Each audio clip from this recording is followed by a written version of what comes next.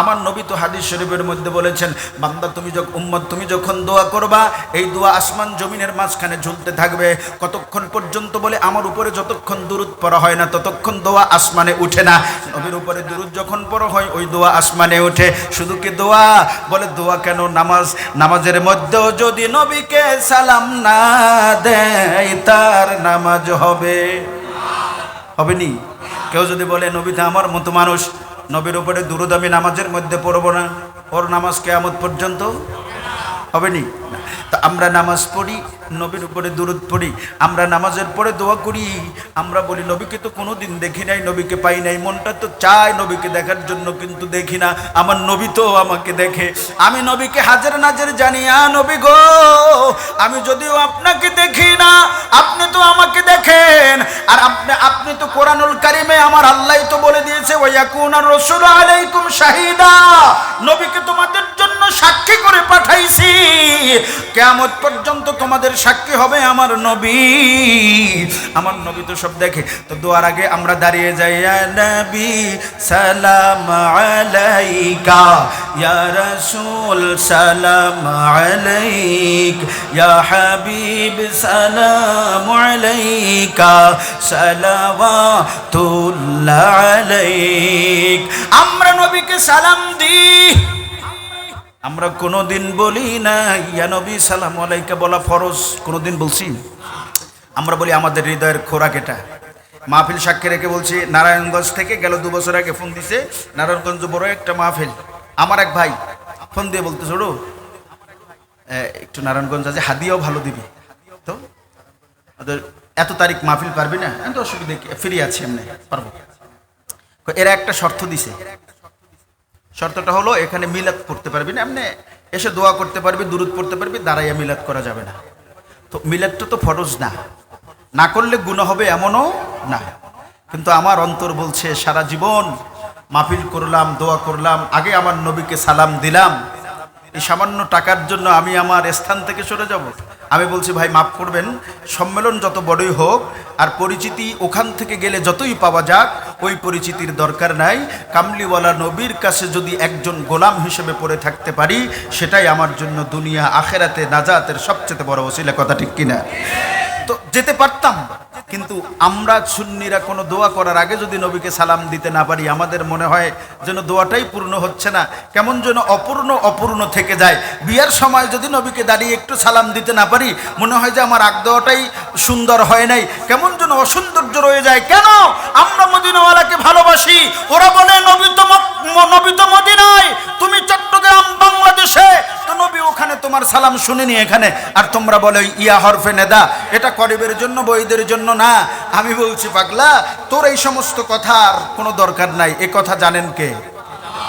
আল্লাহ জানেন। এই সমস্ত নাফরমানরা দুনিয়ার মধ্যে থাকবে, এরপরে এই ফতোয়া দিবে, এজন্য আল্লাহ আগেই সেই ফতোয়ার জবাব দিয়ে দিয়েছেন। সুবহানাল্লাহ। আমরা নবীকে সালাম দিই আমাদের অন্তরের মধ্যে। এক মুহতামিম বলছে যে নবীকে সালাম দিলে নবী হাজার নাজার, নবী সব দেখছে শুনছি, এগুলো আকীদা পোষণ করা কুফরি। আমি বলছি তুমি কি কোরআনের আকীদা পোষণ করা কুফরি বলো? আরে মিয়া, আল্লাহ তো কোরআনে বলছে আন-নাবিয়্যু আউলা বিল মুমিনিনা মিন আনফুসিহিম। সুবহানাল্লাহ। সূরা আহজাব, সূরা আহজাব আল্লাহ তাআলা বলছেন আন-নাবিয়্যু আউলা বিল মুমিনিনা মিন আনফুসিহিম। আল্লাহ বলছেন নবী মুমিনদের জীবনের থেকেও নিকটে। সুবহানাল্লাহ। নবী বেঈমানের, মুনাফিকের, ইয়াজিদের, ঈমানদারের, নবী ঈমানদারের জীবনের থেকেও, জোরে বলেন না, জীবনের থেকেও। তো জীবনটা হড়ে পরম তো এডে না। আমরা বলি বাম দুধের 4 আঙ্গুল নিচে, বাম দুধের 4 আঙ্গুল নিচে, এটা কলব, এটাই পড়ান। রাসূলকে প্রশ্ন করা হলো যে রূহ কি? আমার আল্লাহ বলছেন হাবিব ইয়াসআলুনাকা আনির রূহ কুলির রূহি আমরি রাব্বি, আপনি বলেন রূহ সম্পর্কে প্রশ্ন করলে আপনি বলে দেন রূহ হলো এটা আমার আল্লাহর একটা হুকুম। সুবহানাল্লাহ। তো আল্লাহ বলছেন তোমার মুমিনের জীবনের থেকেও নবী কাছে। তো নবী যে কাছে, এটা তো আমাদের কথা না, আমাদের জীবনের থেকেও নবী কাছে। এই ফতোয়া তো আমরা দেই নাই, এই সিদ্ধান্ত কার? এ ফতোয়া কে দিছে? তো তোমরা বলো মদিনায় নবী, আমরাও বলি মদিনায় যেমন নবী আছে, এই আমরা এখন যেখানে আছি এটাও দেখার নবীর ক্ষমতা আছে। যদি এটা না হয়, আমরা যখন মরে যাব, মরে যাওয়ার পরে কবরে যাব, কবরে যাওয়ার পরে মুনকার নাকির এসে যখন বলবে, বুখারীর বর্ণনায় তো একটা সোয়ালের কথা, তিরমিজির এবং অন্যান্য হাদিসের বর্ণনায় 3টা প্রশ্নের কথা আছে, কিন্তু বুখারীর বর্ণনায় শুধু একটা সোয়ালের কথা আছে। সেটা কি? বলে কবর যখন তোমাকে কবরে রাখা হবে, তখন তোমার সঙ্গী সাথীরা যখন হেঁটে আসবে, সে আওয়াজটা পর্যন্ত কবরবাসী শুনতে পাবে। 41 কদম হাঁটার পরে কবরবাসীকে জাগাইয়া, এটা হচ্ছে বুখারীর বর্ণনায় এসেছে, কবরবাসীকে জাগাইয়া ফেরেশতা একটা প্রশ্ন করবে, কি? মা কুনতা তাকুলু ফি হক্কি হাযার রাজুল, জোরে কোন সুবহানাল্লাহ। আমার নবীকে মান রব্বুকা ওয়া মা দীনুকা, এটা বুখারীর বর্ণনা না। বুখারীর বর্ণনা হচ্ছে একটাই প্রশ্ন। কয়টা? বুখারীতে একটা, অন্য হাদিসে 3টার সোয়ালের কথা বলা হয়েছে, বুখারীতে একটাই। মা কুনতা তাকুলু ফি হক্কি হাযার রাজুল, তোমার সামনে যে নূরানি মানুষটা দেখতেছো, আইশারাতুন নবী, আমার নবীর দিকে ইশারা করা বলা হবে, এই যে তোমার সামনে যিনি দাঁড়িয়ে আছে, তার সম্পর্কে তুমি দুনিয়ায় কি বলতে? মা কুনতা তাকুলু, এটা হইয়াছো দইবে কি হইয়াছো?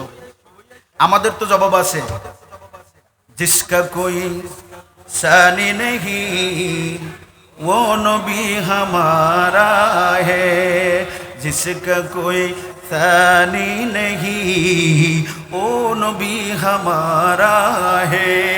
আর তোরা কি কবি? ইব তো আর ডললে মানুষের পোড়া কপাল। আল্লাহ বাতিলদের সব রকমের ধোঁকা থেকে মুসলিম মিল্লাতকে আল্লাহ হেফাজত করুন। হে হোসেন নবীজির আওলাদ, সালাম জানাই মোরা তোমায়, সালাম জানাই মোরা তোমায়। জানি না কেমন করে ছিলেন নবী সোনার মদিনায়, জানি না কেমন করে ছিলেন নবী সোনার মদিনায়, যে সময় নিষ্ঠুর সীমার তোমার গলায় তলোয়ার চালায়।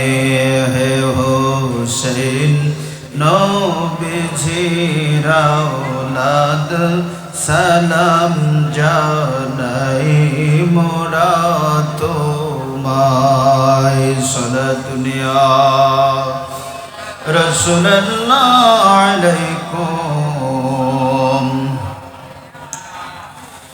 रो रहा है ये जुमी, रो रहा है आसमां, रो रहा है ये जुमीन, रो रहा है आसमां। करबला में जित गया काफिला हुसैनों का, काफिला हुसैनों का। সবাই বলেন काफिला हुसैनों का, काफिला हुसैनों का। या हुसैन मरहबा, या इमाम मरहबा, या हुसैन मरहबा, या इमाम मरहबा। करबला में गया काफिला हुसैनों का, काफिला हुसैनों का, काफिला हुसैनों का। আলহামদুলিল্লাহ, তৌফিক যে আল্লাহ রাব্বুল আলামিন এলাকাবাসীকে দান করলেন, সে মহান রবের দরবারে শুকরিয়া আদায় করে আমরা অন্তরের অন্তঃস্থল থেকে সকলে পড়ছি আলহামদুলিল্লাহ। একটু মহব্বতের আওয়াজে বলি আলহামদুলিল্লাহ। আল্লাহ রাব্বুল আলামিন এই মাহফিলের সদকায় আমাদের এলাকাবাসী সকলের জন্য আল্লাহ তাআলা রহমতের দ্বার খুলে দিন, বলি আমিন। প্যারে হাজিরিন, আজকের মাহফিলটা হলো আহলে বাইতে রাসূল সাল্লাল্লাহু আলাইহি সাল্লাম স্মরণে। এবং শহদায়ে কারবালা উপলক্ষে আজকের এই ক্লান্তিকাল সময় অতিক্রম করছি আমরা। গোটা বিশ্ব যখন হারাহানি মারামারি, মুসলমানদের মধ্যে যখন বিভিন্ন দল উপদলে মানুষ বিভক্ত হয়ে গেছে, ফতোয়াবাজি, বিভিন্ন রকমের মানুষের উপরে অত্যাচার নির্যাতন চলছে, এই অসংখ্য মুসলমানদের মধ্যে অসংখ্য ফেরকা। রাসূল সাল্লাল্লাহু আলাইহি সাল্লাম বলছেন যে বনী ইসরাইলের মধ্যে ফেরকা ছিল ৭২টা, আর আমার উম্মতের মধ্যে ফেরকা হবে ৭৩টা। কয়টা? ৭৩। এই ৭৩ ফেরকার মধ্যে ৭২ ফেরকা কুল্লুহুম ফিন্নার, সবগুলো ইল্লা ওয়াহিদ। রাসূল বললেন এই ৭৩ কাতারের মধ্যে ৭২ কাতারই জাহান্নামে যাবে, একটা মাত্র দল জান্নাতে যাবে। সেটা কি? সাহাবায়ে কেরাম বলে, ইয়া রাসূলুল্লাহ, একটি দল মাত্র জান্নাতে যাবে, সঠিক পথে থাকবে, তারা কারা? রাসূল বললেন, মা আনা আলাইহি ওয়া আসহাবিহি, যেই দলের মধ্যে, যেই পদের মধ্যে আমি এবং আমার সাহাবায়ে কেরাম আছে, সেটাই হলো জান্নাতি দল। জোরে বলুন সুবহানাল্লাহ। আহলে বাইত রাসূল, এটা হলো আমাদের জন্য ঈমানের একটি কষ্টি পাথর। সুবহানাল্লাহ বলেন। আপনারা স্বর্ণকারের দোকানে গেলে ভেজাল স্বর্ণ, নকল স্বর্ণ আর আসল স্বর্ণ চেনে কি দিয়া? ওইখানে একটা কষ্টি পাথর আছে, কথা বুঝেন নাই? ওই কষ্টি পাথরের সাথে আপনি ঘর্ষণ দিলে নকল সোনা যেটা, সেটার রং ঠিক, কিন্তু এই রংটা বেশিক্ষণ থাকবে না, একটু পরে এই রংটা মিলে যাবে। আর যেটা অরিজিনাল সোনা, সেটা দিয়ে আপনি কষ্টি পাথরে যখন ঘর্ষণ করবেন, অরিজিনাল স্বর্ণের রং এটা কখনো ম্লান হবে না, যেমন দিয়েছেন এমনই থাকবে। আর নকল স্বর্ণ যেটা, সেটা প্রথমে দেখা যাবে খুব উজ্জ্বল, কিন্তু মুহূর্তের মধ্যেই সেই রংটা মিলিয়ে যাবে, আসলে কিছু দেখা যাবে না। তো আসল এবং নকল চেনার স্বর্ণ একটা দামি ধাতু। ওই দামি ধাতুটা আসল নকল চেনার জন্য আপনার যেমন কষ্টি পাথর লাগে, ঈমানের কষ্টি পাথর হচ্ছে আহলে বাইত রাসূল। জোরে বলুন সুবহানাল্লাহ। হককে না হককে, সত্যকে মিথ্যাকে, জান্নাতি কোন দল, জাহান্নামী কোন দল, রাসূল আহলে বাইতের পরিচয় আমাদেরকে করিয়ে দিয়ে গিয়েছেন। আজকের এই আপনাদের চট্টগ্রাম নয়, গোটা বাংলাদেশের মধ্যে আপনি যদি একটু চতুর্দিকে যদি তালাশ করেন বা চতুর্দিকে আপনি যদি চোখ ঘুরান, দেখবেন এরকম হাজার হাজার মসজিদ আছে, হাজার হাজার বাংলাদেশের মধ্যে এলাকা আছে, যেই এলাকার মানুষ, যে মসজিদের মুসল্লিরা জানে না আহলে বাইত কি, যে এলাকার মানুষ বুঝেও না আসলে আহলে বাইত কারা। আছে না নাই?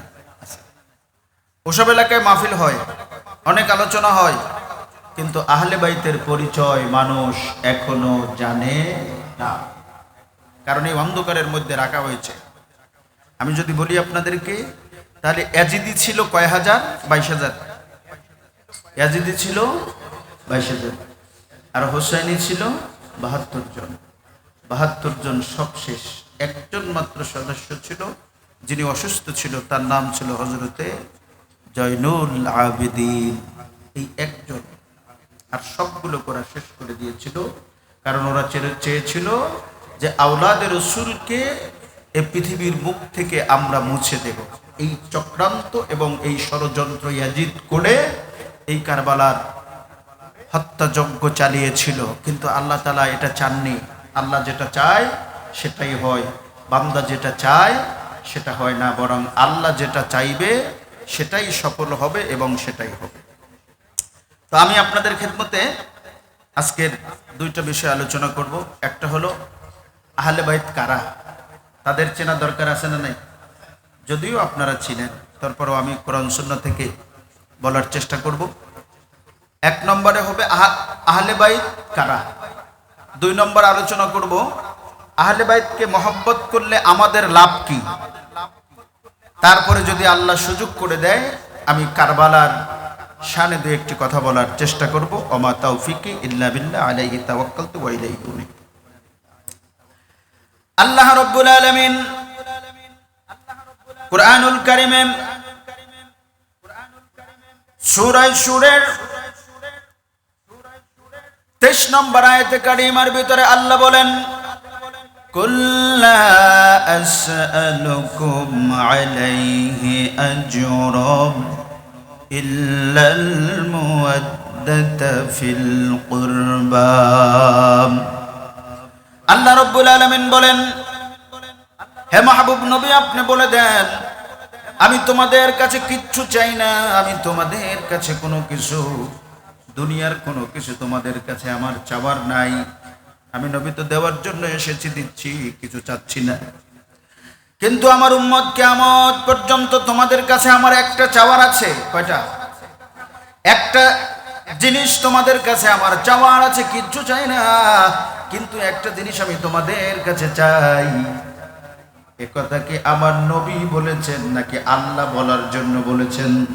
আল্লাহ বলছেন, বন্ধু আপনি বলে দেন, কুল্লা আসআলুকুম আলাইহি আজরা, আমি তোমাদেরকে হেদায়েতের বাণী শোনাচ্ছি, আমি তোমাদেরকে দ্বীনের পথে ডাকতেছি, আমি তোমাদেরকে জাহান্নাম থেকে জান্নাতের পথ দেখালাম, আমি তোমাদেরকে অন্ধকার থেকে আলোর পথে নিয়ে আসলাম। তোমরা জাহান্নামের গর্তের কিনারে ছিলে, সেখান থেকে ফানকাযাকুম মিনহা, আমি রাসূল সেখান থেকে তোমাদের বাঁচাইয়া দিলাম। না না আমার উম্মত, একদিন হযরত ওমর ফারুক রাদিয়াল্লাহু তাআলা আল্লাহ নবীর ঘরে গেলেন, নবী বিশ্রাম নিচ্ছিলেন। হযরত ওমর রাদিয়াল্লাহু তাআলা যাওয়ার পরে আমার কামলিওয়ালা নবী বিশ্রাম থেকে উঠলেন।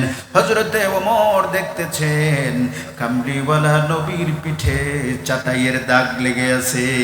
সুবহানাল্লাহ। আমরা যদি বিছানা ছাড়া চাটাইয়ের মধ্যে শুই, দাগ যেমন লেগে যায়, হযরত ওমর আমার নূর নবীর শরীর মোবারকের চাটাইয়ের দাগ দেখার পরে কামলিওয়ালা নবীকে চোখের পানি ছেড়ে ছেড়ে হযরত ওমর বলে, হুজুর আমি সহ্য করতে পারি না, রহমাতাল লিল আলামিনের গায়ে চাটাইয়ের দাগ, আপনি আমাকে অনুমতি দেন, আমি আপনার জন্য একটা নরম বিছানার ব্যবস্থা করে দেই। আল্লাহর নবী ডাক দিলেন, ওমর ওমর তুমি কি আমাকে জানো না, তুমি কি আমাকে চিনো না? সামনে ওইটা কি? বলে, হুজুর ওইটা তো উহুদের পাহাড় দেখা যায়। আমার নবী বলে, ওমর আমি যদি হুকুম করি ওই উহুদের পাহাড়টা স্বর্ণ হয়ে যাবে। আমি নবী যদি ইশারা করি উহুদের পাহাড় স্বর্ণ হয়ে যাবে, স্বর্ণের পাহাড় হয়ে যাবে। ওমর আমি দুনিয়ায় শান্তি করার জন্য আসি নাই, আমি নবী এসেছি মানবতাকে মুক্তি দেওয়ার জন্য। জোরে বলুন সুবহানাল্লাহ। তা আমার কামলিওয়ালা নবী নূর নবী বলেন, আমি তোমরা আমার জন্য অনেক কিছু করে দিবে, এগুলো আমি চাই না, কিচ্ছু চাই না, হেদায়েতের বিনিময় কিচ্ছু চাই না, দিনের পথে তোমাদেরকে ডাকি তার বিনিময়ে কিচ্ছু চাই না, হেদায়েতের পথে তোমাদেরকে নিয়ে যাই তার বিনিময়ে কিচ্ছু চাই না, অন্ধকার থেকে আলোর পথ দেখাবো সেটার বিনিময়ে কিচ্ছু চাই না। আমার একটা চাওয়া তোমাদের কাছে আছে আমার উম্মত, একটা চাওয়া। কয়টা? একটা। ইল্লাল মাওয়াদ্দাতা ফিল কুরবা। জোরে জোরে বলুন সুবহানাল্লাহ। আজকের আপনি বাতিল পাড়ায় গিয়ে বলেন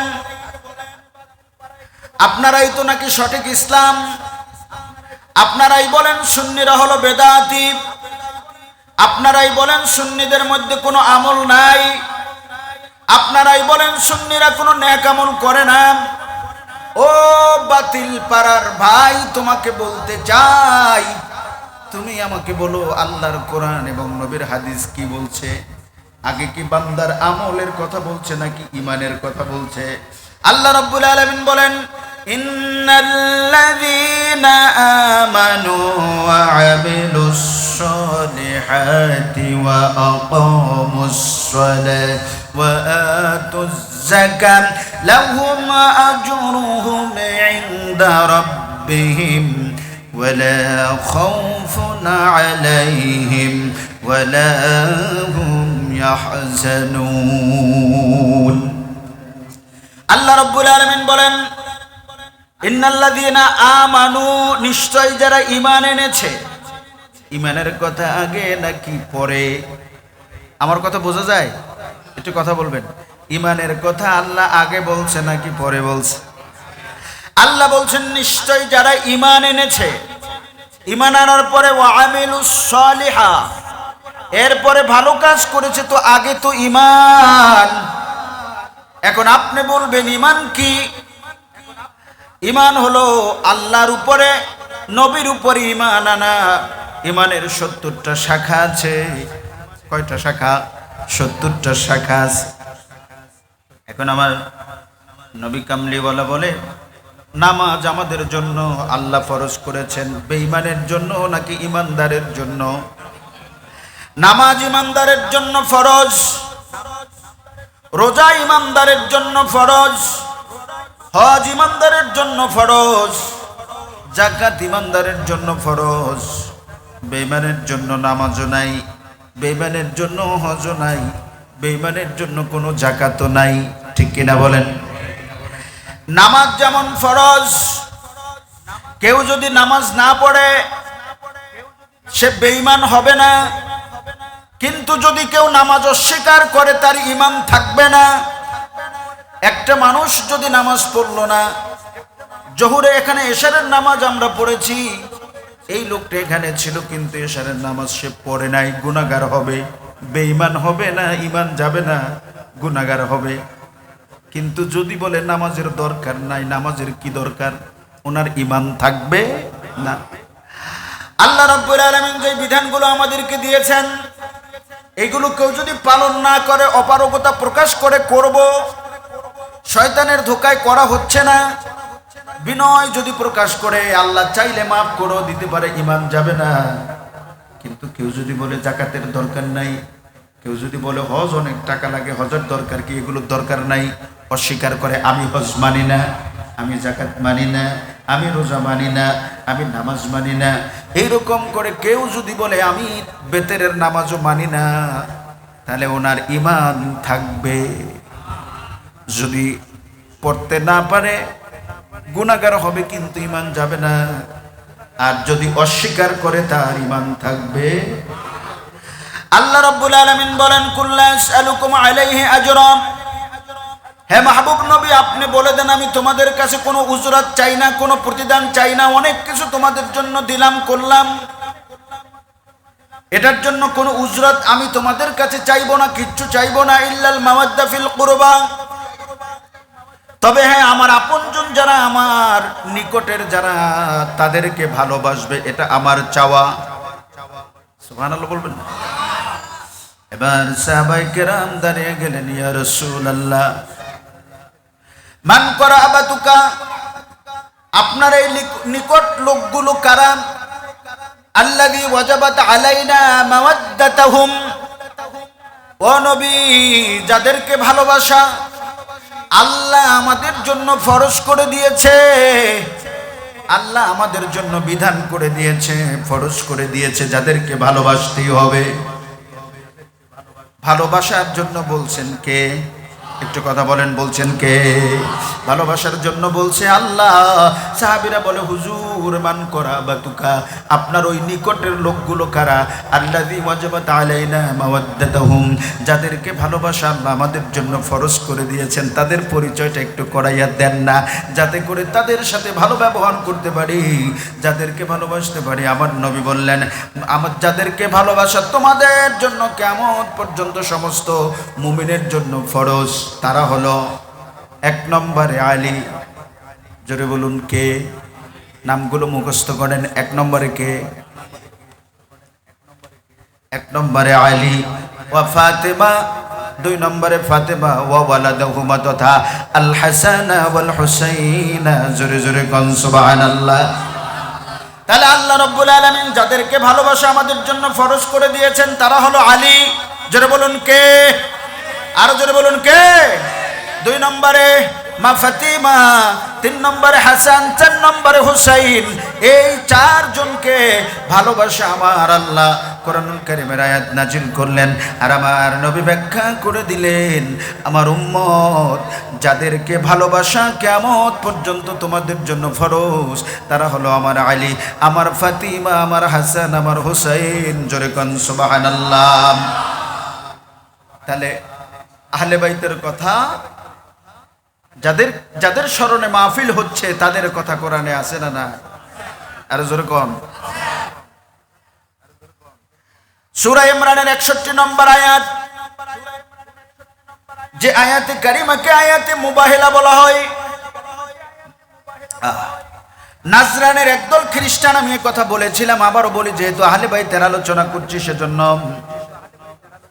নাজরানের একদল খ্রিস্টান আসলো, আমার নূর নবীকে বলল, ঈসা নবী আপনাদের নবী কিন্তু তিনি আল্লাহর পুত্র।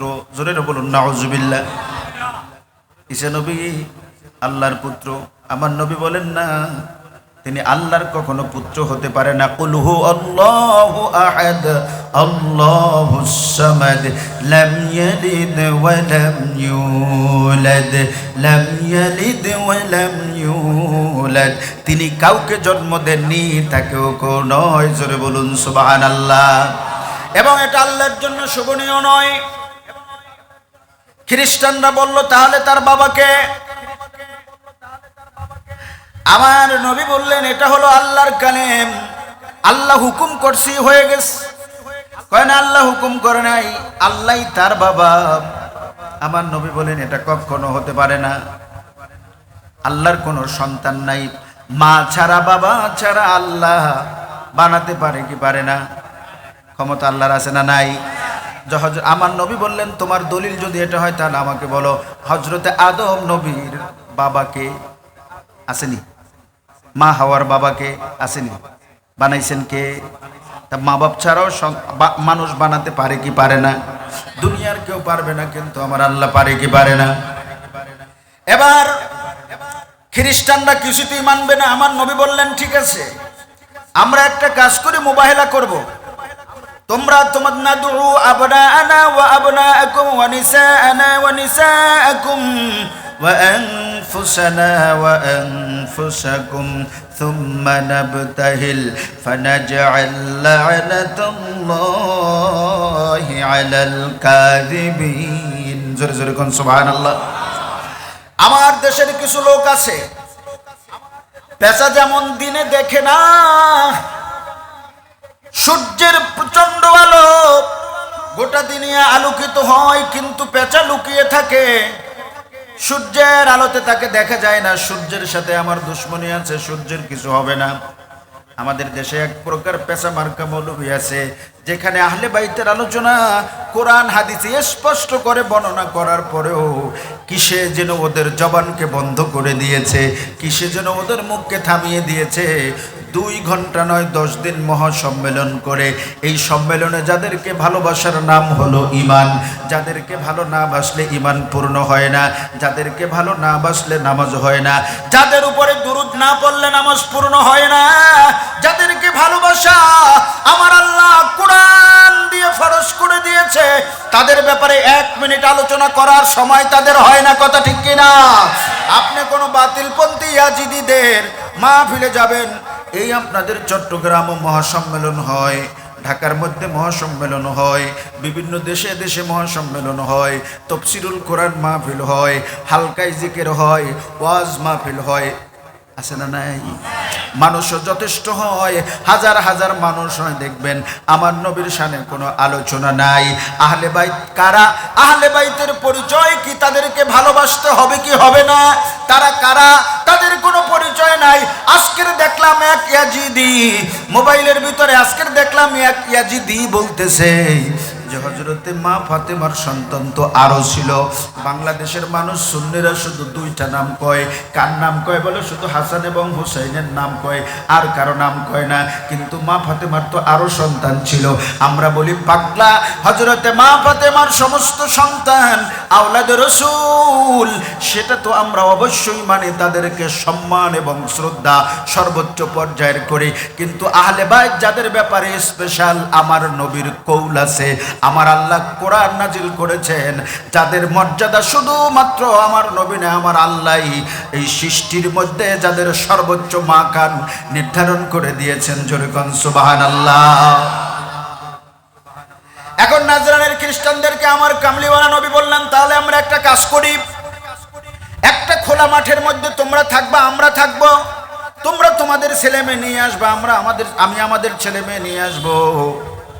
তারপরে আল্লাহর কাছে বলবো, আল্লাহ আল্লাহ আল্লাহ, আমরা বলতেছি ঈসা আলাইহিস সালাম একজন নবী, আল্লাহর পুত্র না, আর এই খ্রিস্টানরা বলতেছে ঈসা নবী আল্লাহর পুত্র। মাওলা, এখন তোমার কাছে আমরা ফরিয়াদ করছি, আমাদের এই দুই দলের মধ্যে যারা মিথ্যাবাদী, তুমি তাদেরকে ধ্বংস করে দাও। তারিখ হলো, আমার নবী আহলে বাইতের পরিচয়টা শোনেন। হাদিস শরীফের মধ্যে আসছে যে আমার নবীর এই আয়াতে কারিমা যখন নাজিল হয়, আমার কামলিওয়ালা নবী, নূর নবী, হায়াতুন নবী দাআ নাদউ আবনাআনা ওয়া আবনাআকুম ওয়া নিসাআনা ওয়া নিসাআকুম, এই আয়াতে কারিমা নাজিল হওয়ার পরে যখন মুবাহিলা করার জন্য খ্রিস্টানরা এরকম একটা খালি মাঠের মধ্যে আসছে, খ্রিস্টানরা কোথায় আসছে? একটা খালি মাঠের মধ্যে আসছে। আমার নবী আমার নবী ডাকলেন আলী জেন, হযরতে আলীকে, ওয়া ফাতেমা, হযরতে মা ফাতেমাকে, ওয়া হাসানা ওয়া হুসাইনা, হাসান হুসাইনকে ডাকলেন। এরপরে আমার নবী বলেন, আল্লাহুম্মা, হে আমার আল্লাহ, হাউলাই আহলি বাইতি, আল্লাহ এরা আমার আহলে বাইত। সুবহানাল্লাহ। আমার নবী ফাতেমাকে ডাকলেন, হযরত মাওলা আলীকে ডাকলেন, হাসান হুসাইনকে ডাকলেন। দাআ রাসূলুল্লাহ সাল্লাল্লাহু আলাইহি সাল্লাম লি আলী, আমার নবী মাওলা আলীকে ডাকলেন, ওয়া ফাতিমা ওয়া হাসান ওয়া হুসাইনা, সুম্মা ক্বালা, এরপরে আমার নবী বললেন, আল্লাহুম্মা হাউলাই আহলে বাইতি, আমার নবী বলেন, আল্লাহ এরা আমার আহলে বাইত। জোরে কোন সুবহানাল্লাহ। আরেকটা হাদিস শুনেন, হযরত আয়েশা রাদিয়াল্লাহু তাআলা থেকে বর্ণিত হাদিস, এটা মুসলিম শরীফের সহিহ হাদিস। আহলে বাইত কারা আমার দেশে? আহলে বাইতের পরিচয় নাই। আপনি বলবেন, হুজুর আহলে বাইত কেন করেন, কেন করব না বলেন? আহলে বাইত তারা যাদেরকে ভালোবাসা আপনার জন্য ফরজ। একটা শর্ত আছে, যেটা বলুন কি আছে? শর্ত আছে। যারা মুমিন তাদের জন্য ভালোবাসা ফরজ, বেদিনের জন্য না, মুমিনের জন্য। কার জন্য? মুমিনের জন্য ভালোবাসা ফরজ করে দিয়েছেন আল্লাহ। এখন তাদেরকে চিনতে হবে, তাদের পরিচয়টা জানতে হবে। হযরত মা আয়েশা সিদ্দিকা রাদিয়াল্লাহু তাআলা থেকে বর্ণিত হাদিস, এটা হলো মুসলিম শরীফের হাদিস। ক্বালাত, তিনি বলেন, খরাজান নবী সাল্লাল্লাহু আলাইহি ওয়াসাল্লাম গাদাত, একদিন সকালবেলা আমার নবী ঘর থেকে বের হলেন। ওয়া আলাইহি মিরতুন মুরহালুন মিন শি'রিন আসওয়াদিন, আমার নবীর সাথে একটা কালো পশমের চাদর মোবারক ছিল। একদিন সকালবেলা আমার নবী বের হলেন, আমার নবীর গায়ে একটা কালো পশমের চাদর মোবারক ছিল। ফাজা হাসান ইবনে আলী, এমন সময় হাসান ইবনে আলী আমার নবীর কাছে আসলেন। ফাআদখালাহু, আমার নবী ওই চাদরের মধ্যে হযরতে হাসানকে ঢুকিয়ে নিলেন। জোরে কোন সুবহানাল্লাহ। সুম্মা জাআ হুসাইন, এরপরে ইমাম হুসাইন রাদিয়াল্লাহু তাআলা আসলেন। ফাদাখালা মাআহু, ইমাম হুসাইনকে আমার নবীর চাদরের মধ্যে ঢুকিয়ে নিলেন। সুম্মা জাআত ফাতেমা, এরপরে হযরতে মা ফাতেমা আসলেন। ফাদাখালাহা, আমার নবী হযরতে ফাতেমাকে ওই চাদরের মধ্যে ঢুকিয়ে নিলেন। সুম্মা জাআ আলী, এরপরে হযরতে মাওলা আলী আসলেন। ফাদাখালাহু, আমার নবী হযরতে আলীকে ওই চাদরের ভিতরে ঢুকিয়ে নিলেন। সুম্মা ক্বালা, এরপরে আবার নবী বললেন, ইন্নামা, এই কোরআনুল কারীমের এই আয়াতে কারিমা আমার নবী তেলাওয়াত করলেন, ইন্নামা ইউরিদুল্লাহু লিইউযহিবা আনকুমুর রিজসা আহলিল বাইত ওয়া ইউতাহহিরাকুম তাতহীরা জোরে কোন সুবহানাল্লাহ ইন্নামা ইউরিদুল্লাহু লিইউযহিবা আনকুমুর রিজসা আহলাল বাইত ওয়া ইউতাহহিরুকুম তাতহীরা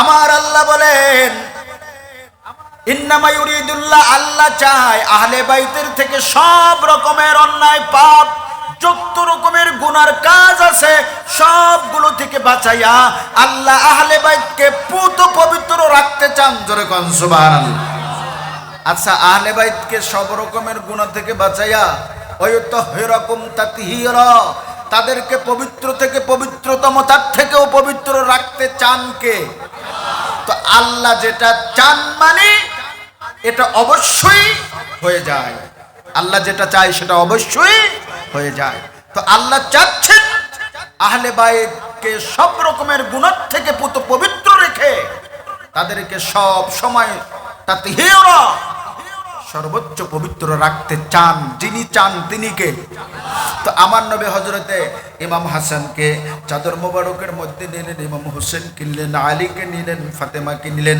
নেওয়ার পরে বলতেছেন এরা আমার আহলে বাইত আমার আল্লাহ আমার এই আহলে বাইত থেকে সব রকমের গুনাহ খাতা সব রকমের পাপ পঙ্কিলতা থেকে বাঁচাইয়া আমার আল্লাহ তাদেরকে সব সময় পবিত্র রাখবেন জোরে কোন সুবহানাল্লাহ এরপরে যেটা বলছিলাম সূরা ইমরানের 61 নম্বর আয়াত আয়াতে মুবাহিলা খ্রিস্টানরা মাঠের মধ্যে আসলো খ্রিস্টানরা মাঠের মধ্যে ওই দিন আসলো বললেন আপনারা অমুক দিন আসবেন আমরা ওখানে বসে মুবাহিলা করব খ্রিস্টানরা অনেকগুলো তাদের বড় বড় পাদ্রী নিয়ে আসলো আমার নবী নিলেন মাত্র 4 জন জোরে বলুন কয়জন 4 জন কে আলী হযরতে মাওলা আলী মাওলা আলীর নাম জপলেও আল্লাহ গুনাহ মাফ করে দেয় সুবহানাল্লাহ আলী কোন আলী জানেন আমি সামনে আসতেছি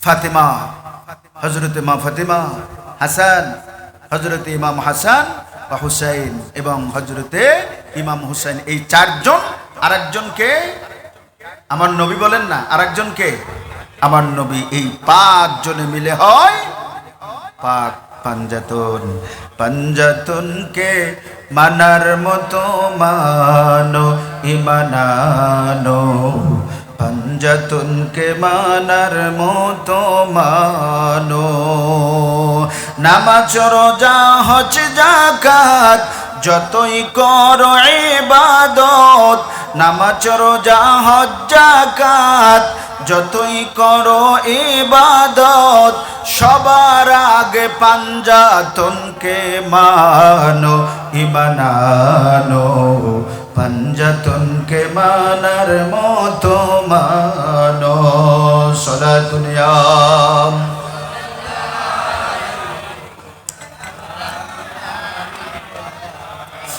আমার বন্ধুরা আমার ভাইরা খ্রিস্টানরা আসলো মুসলমানও আমার নবী আসলেন কয়জন নিয়া 5 জন খ্রিস্টানরা আসলো অসংখ্য আবার পরে এখন বলো আগে বলো এখন খ্রিস্টান পাদ্রী তাকিয়ে আছে আমার নূর নবীজির চেহারা মুবারকের দিকে কখনো তাকায় হযরতে আলীর দিকে কখনো তাকায় হযরতে মা ফাতেমার দিকে কখনো তাকায় ইমাম হাসানের দিকে ইমাম হুসাইনের দিকে এইভাবে বড় খ্রিস্টান পাদ্রী যারা ছিল তাওরাত কিতাবের পণ্ডিত ছিল জবুর কিতাবের পণ্ডিত ছিল এই পণ্ডিতরা তাকিয়ে আছে ওই মাঠের দিকে পাক পাঞ্জাতন আমার নূর নবী আলী ফাতেমা হাসান হুসাইন এই পাক পাঞ্জাতন এই 5 জন পবিত্র আত্মা একদিকে দাঁড়িয়ে আছে একদিকে শত শত খ্রিস্টানদের বড় বড় আলেম বড় বড় পাদ্রী যখন সবচেয়ে বড় পাদ্রী যিনি উনি ডাক দিয়ে বলল ও খ্রিস্টানের আলেম যারা আসো পাদ্রী যারা আসো লা নাবতাহিল আমি তোমাদেরকে বলি খবরদার মুবাহিলা করিও না কোনো মুবাহিলা করিও না এই কথাটা এভাবে করে আসছে যে তাফসিরে কবিরের মধ্যে এসেছে ইন্নী লা আরা ওয়াজুহান লাউ সাআলুল্লাহু আইয়াজিলা জাবালান লা আরাহু মিন মাকানিহি জুরগান সুবহানাল্লাহ এবার খ্রিস্টানদের বড় পাদ্রী ডাক দিয়া বলে, ও খ্রিস্টানরা, আমি এমন এমন চেহারা এই মাঠের মধ্যে দেখতে পাই, তারা যদি একবার বলে, ও পাহাড় তুই এসে খ্রিস্টানদের মাথার উপরে পড়, ওই পবিত্র পাক পাঞ্জতনের পবিত্র জবান থেকে বের হতে দেরি হবে, পাহাড় আসতে দেরি হবে না। জোরে কোন সুবহানাল্লাহ। এরপরে খ্রিস্টান পাদ্রী বলো, ফালা নাবতাহিলু, খবরদার খবরদার তোমরা মুবাহেলা করিও না, ফাতাহলিকু, যদি তোমরা মুবাহেলা করো তোমরা ধ্বংস হয়ে যাবেন। লা ইয়াবকা আলা ওয়াজহিল আরদি নাসরানিয়া ইলা ইয়াউমিল কিয়ামা, আজকের যদি তোমরা মুবাহেলা করো আর ওই পবিত্র আত্মাগুলো যদি হাত তুলে দোয়া করে, আল্লাহ তুমি এই খ্রিস্টানদের চিরতরে নির্মূল করে দাও, তাহলে আমি খ্রিস্টান পাদ্রী বলছি, এই খ্রিস্টানদের মধ্যে পৃথিবীতে আর একজনও অবশিষ্ট থাকবে না। জোরে কোন সুবহানাল্লাহ।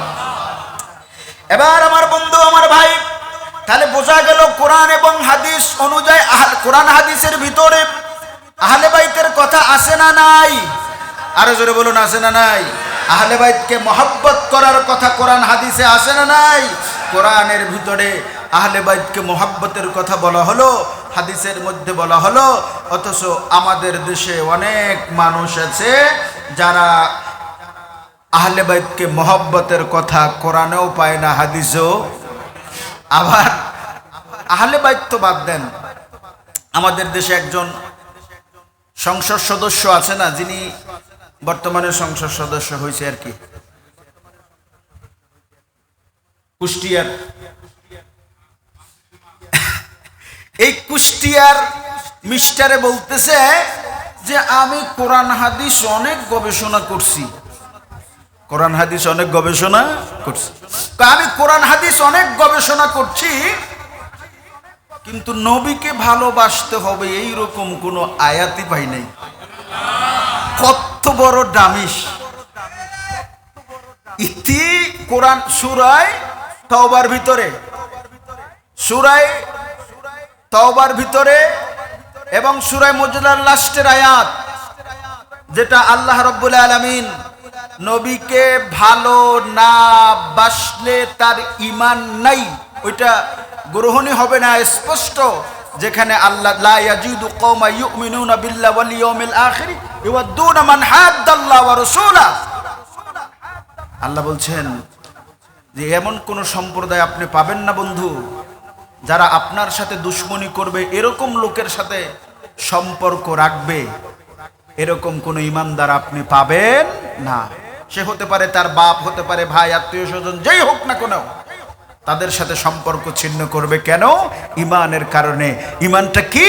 তারা নূর নবীকে জীবনের থেকেও বেশি মহব্বত করবে, আর সেই নবীকে যারা মহব্বত করবে না, সে যদি বাবা হয়, ভাই হয়, আত্মীয় স্বজন যেই হোক না কেন, তার সাথে সম্পর্ক সে রাখবে। কে বলতেছেন? আর ও নবীর মহব্বত খুঁজেই পায় না। তো এই সমস্ত মানুষ যেখানে নবীকেই পায় না, নবীর মহব্বতই পায় না, সেখানে আহলে বাইতের মহব্বত পাবে কোত্থেকে?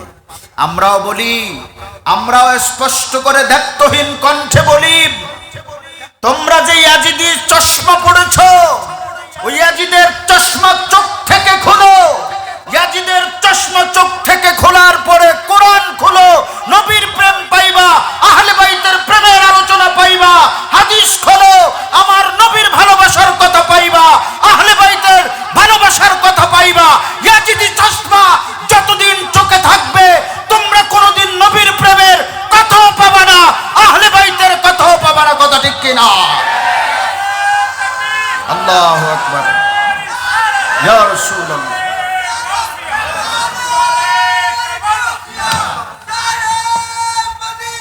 জিন্দাবাদ, জিন্দাবাদ। আজকের আমাদের মাহফিলে মানুষ নাই, মানুষ কম,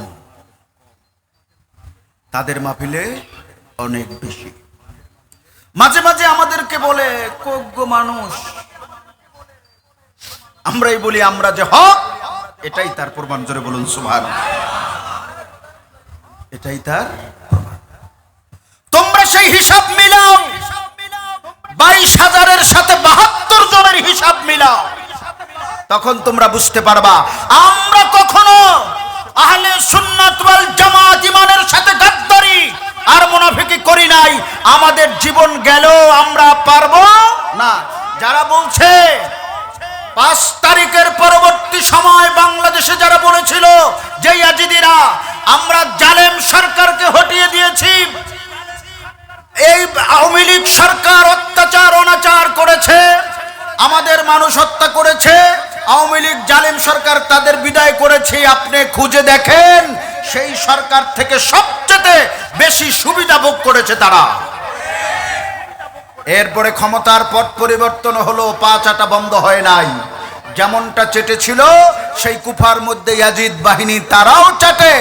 আমরা কখনো আদর্শ থেকে বিচ্যুতি হই না। যে আদর্শের শিক্ষা ইমাম হুসাইন কারবালায় দিয়ে গিয়েছে সেই শিক্ষা আজও আমরা বুকে ধারণ করি। এজন্যই সরকারি সুবিধা আমরা পাই না, আর সরকারের কাছে সুবিধার জন্য পা দুক্কা মোবারক দহন করি না, আমরা আমাদের গতিতেই চলি আলহামদুলিল্লাহ। দেখেন আওয়ামী লীগ সরকার ক্ষমতায় ছিল, আমরা কখনো সুন্নি জননী বলি নাই, তোমরাই তাকে কওমি জননী আখ্যা দিয়েছিলা। আমরা বাংলাদেশের যতগুলো মডেল মসজিদ হয়েছে সরকারকে জিম্মি করে কোন মসজিদে খতিব ইমাম হওয়ার পায়তারা করেনি, তোমরা করেছিলা। এরপরে পরবর্তী সময়ে বাংলাদেশের যত রকমের সন্ত্রাসী কর্মকাণ্ড আছে, কবর থেকে মানুষ উঠিয়ে পুরাণের মতো জঘন্য কাজ যেটা কোনো হিন্দু খ্রিস্টান বদ্ধ করে নাই, সেটাও তোমরা টুপিওয়ালারা ইয়াজিদিরা করে দেখিয়ে দিয়েছো। কথা ঠিক কিনা? এটা পৃথিবীর ইতিহাসে নাই, কিন্তু তারা সেটা করেছে। তো যে কথা বলছিলাম, আহলে বাইতের মহাব্বতের কথা কোরআনে আছে, হাদিসে আছে। এটা দেখতে হলে বুঝতে হলে ইয়াজিদিয়াতের চশমা খুলতে হবে, হুসাইনিয়াতের মহব্বত সিনায় ঢুকাতে হবে। তারপরে কোরআন খুললে শানে মুস্তাফা পাবি, শানে আহলে বাইত পাবি, হাদিসের মধ্যে পাবি। ইয়াজিদিয়াতের চশমা চোখে পড়লে কখনো পাওয়া যায়? আপনারা হয়তো অন্য কিছু বলতে পারেন, হুজুর কয় কি? চরমনায়ের পীর সাহেব বলে, চরমনায়ের পীর সাহেব জনাব ফয়জুল করিম সাহেব, আপনারা দেখেছেন, নাম বলি কারণ নামটা তো জানেন, আপনারা দেখেছেন, এটা অনলাইনে ভাইরাল। ইয়াজিদ অনেক ভালো মানুষ ছিল, 5 ওয়াক্ত নামাজ পড়তো, তাহাজ্জুদের নামাজ পড়তো, 100 রাকাত নফল নামাজ নাকি ইয়াজিদ পড়তো, তার অসংখ্য গুণ ছিল। ওনার মতো উনি হইছে সেই এজিদের ভাইপুত, এজন্য এদিজ ওনার আঙ্কেল আসিল দিয়ে আঙ্কেল হল্লে আসিলিতে দিয়ে এসে পৃথিবীর যতগুলো ইতিহাস আছে, যতগুলো ইবনে আসাকির সহ বিদায়া ওয়ান নিহায়া সহ যতগুলো গ্রহণযোগ্য ইতিহাস আছে, কোন ইতিহাস বলে না ইয়াজিদ 5 ওয়াক্ত নামাজি ছিল, তাহাজ্জুদ গুজারি ছিল, কোরআন তেলাওয়াত কালামে পাক করতো বা নবীর আদর্শের উপরে ছিল, কোন ইতিহাসবিদ লেখে নাই। কিন্তু উনি দেখছে, উনি নামাজ পড়ছে, কারণ উনি সাথে ছিল তখন।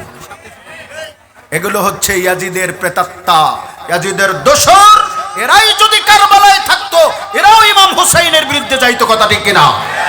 কারণ যারা আজও মাঠে ময়দানে ইমাম হুসাইনের পক্ষে কথা বলতে পারো না, ইয়াজিদিয়াতের রক্ত তোমাদের শরীরে, এজন্য তোমরা আসলকে ভুলতে পারো না, ইয়াজিদকে কখনো কলিজার থেকে ছাড়তে পারো না, মানুষের চাপে কিছু বলতেও পারো না।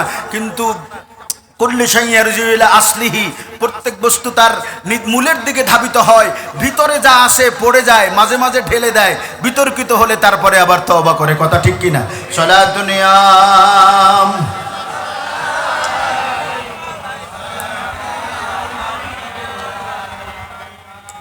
তাহলে আমার নবী পরিচয় করিয়ে দিলেন। ও দুনিয়ার মানুষ শোনো, আমার আপনজন যারা আহলে বাইতকে, হযরত আলী, মা ফাতেমা, হাসান এবং হুসাইন বলে, তাদের বাইরে যারা আছে আমরা তাদেরকেও আওলাদে রাসূল মানি কি মানি না? আর জোরে বলুন মানি কিনা? আওলাদ রাসূলকে সর্বোচ্চ সম্মান যারা করে, যেই দল করে, যেই ফেরকা করে, তাদের নাম হলো আহলে সুন্নাহ ওয়াল। এজন্য চট্টগ্রামের জমিনে আওলাদ রাসূল আছে না নাই? মাইজভান্ডারের আওলাদ রাসূল আছে, যাদেরকে দেখার জন্য মানুষ পাগলের মতো দাঁড়িয়ে থাকে। শাহিন সিরকুট হুজুর কিবলা আল্লামা সৈয়দ তাহের শাহ মাদ্দাজুল্লাহুল আলী যখন বাংলাদেশের জমিনে জুলুসের সময় আসে, লক্ষ লক্ষ আশিক ভক্তবৃন্দ যায়, নবীকে দেখি নাই, নবীর আওলাদ দেখে নবী দেখার তৃষ্ণা মিটাই। কথা ঠিক কিনা? আমার বন্ধুরা, আমার ভাইরা, তো আহলে বাইত আওলাদ রাসূলকে মহব্বত করলে লাভ কি? মহব্বত করলে আমাদের ফায়দা কি? মহব্বত করলে আমাদের লাভটা কি হবে সেটাও আমাদের জানার দরকার আছে না নাই? আমার নবী হাদিসে পাকের মধ্যে বলেন, হযরত সালমান ফারসি রাদিয়াল্লাহু তাআলা বলেন, এখান থেকে আমি সামনে যাব। হযরত সালমান ফারসি রাদিয়াল্লাহু তাআলা থেকে বর্ণিত, তিনি বলেন, সামি'তু রাসূলুল্লাহ সাল্লাল্লাহু আলাইহি সাল্লাম ইয়াকুল, হযরতে সালমান ফারসি বলেন, আমি আমার কামলিওয়ালা নবীর কাছে শুনেছি কি? আমার নবী বলছেন, হাসান ওয়া হুসাইন আবনায়া, হাসান হুসাইন হলো আমার সন্তান। সুবহানাল্লাহ বলেন।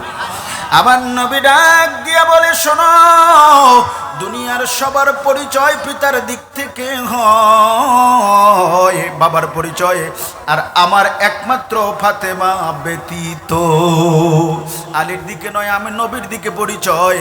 এজন্য আমার বন্ধুরা, আমার ভাইরা, আমার নবী বলেন, হাসান ও হুসাইন আবনায়া, হাসান ও হুসাইন আমার সন্তান, মান আহাব্বাহুমা, আমার এই হাসান হুসেনকে যারা মহব্বত করবে, আহাব্বানি, তারা যেন আমি নবীকে মহব্বত করবে।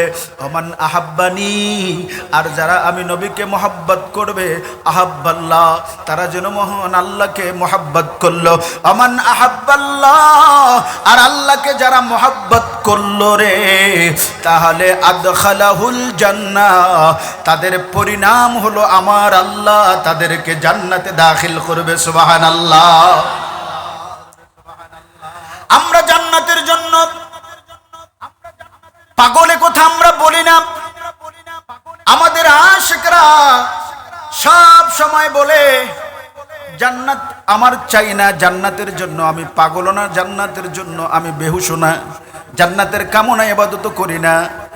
আমার শুধু কামনা একটাই, হাসরের ময়দানে আমি যদি আমার মাহবুব নবীর দিদার পাই, এটা আমার থেকে জান্নাতের থেকেও বড় নেয়ামত হয়ে যাবে। জোরে কোন সুবহানাল্লাহ।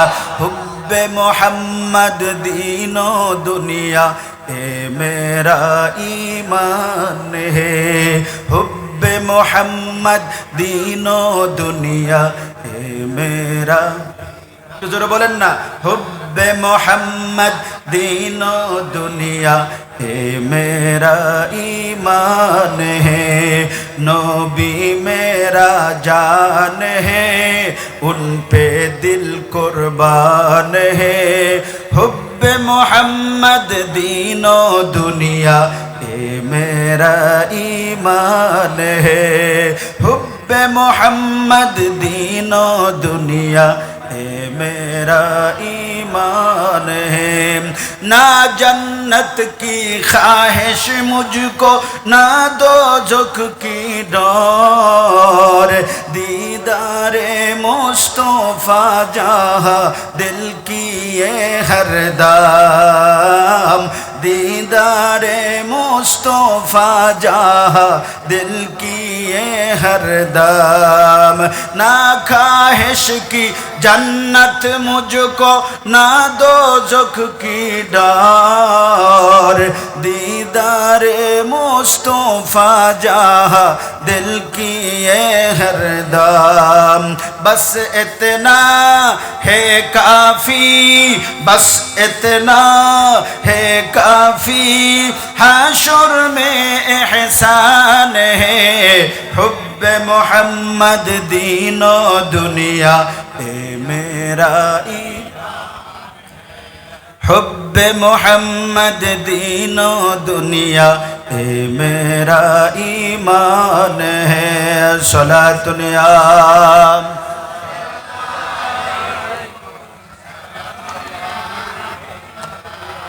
তাহলে আমার কামলিওয়ালা নূর নবী বলতেছে, আমার হাসান হুসাইন আমার সন্তান। ও দুনিয়ার মুসলমান, আমার হাসান আমার হুসাইনকে যদি ভালোবাসলা, আমি নবীর কলিজা ঠান্ডা হয়ে যাবে, আমার ভালোবাসা হয়ে যাবে। আর যারা আমাকে ভালোবাসবা, আল্লাহর ভালোবাসা হয়ে যাবে। আর আল্লাহকে যিনি ভালোবাসবে, আল্লাহ তাকে জান্নাতে দাখিল করবে। এটা হলো এক দল। কয় দল? যারা হাসান হোসেনকে ভালোবাসবে, হাসান হোসেনকে ভালোবাসলে ভালোবাসা হয়ে যাবে নবীর, নবীর ভালোবাসা হয়ে গেলে ভালোবাসা হবে আল্লাহর, আর আল্লাহর ভালোবাসা হলে আল্লাহ তাকে জান্নাত দিয়ে দিবে। 2 নম্বর হলো আমার নবী বলেন, ওয়ামান আবগাদাহুমা। এখানেই তো 2টা দল হয়ে গেল। আমার নবী বলে ওমান আবগাদাহুমা, আর এই 2 জনের সাথে যারা দুশ্মনী করবে, আবগাদানি, তারা যেন আমি নবীর সাথে দুশ্মনী করলো। ওমান আবগাদানি, আর যারা আমি নবীর সাথে দুশ্মনী করলো, আবগাদাল্লাহ, তারা যেন আল্লাহর সাথে দুশ্মনী করলো।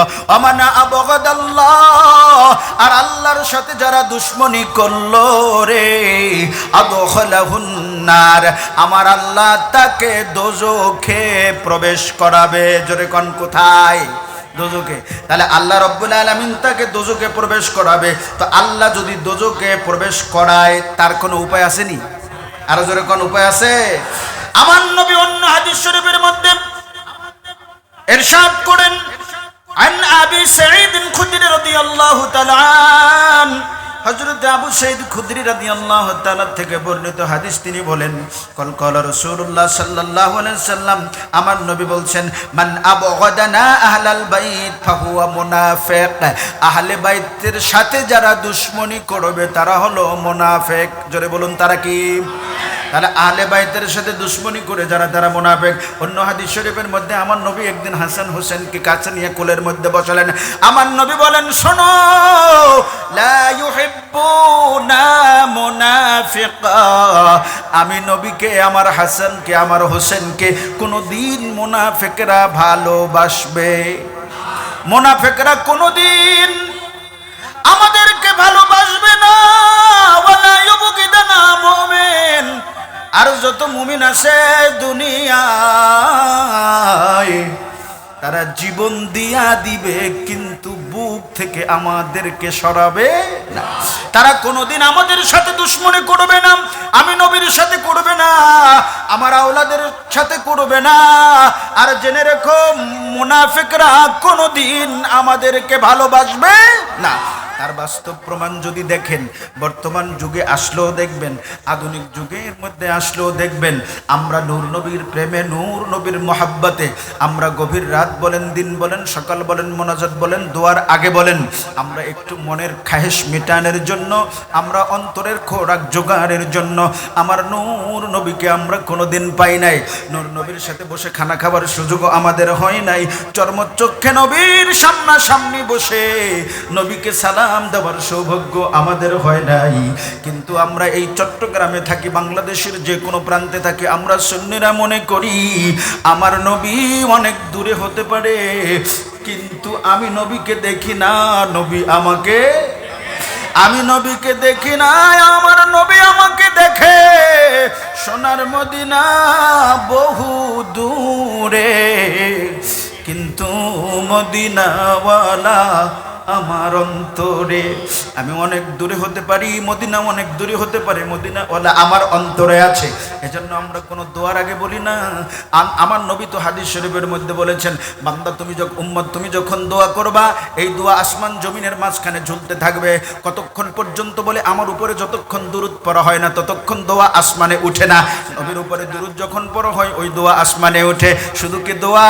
বলে দোয়া কেন, নামাজের মধ্যেও যদি নবীকে সালাম না দেয়, তার নামাজ হবে নি?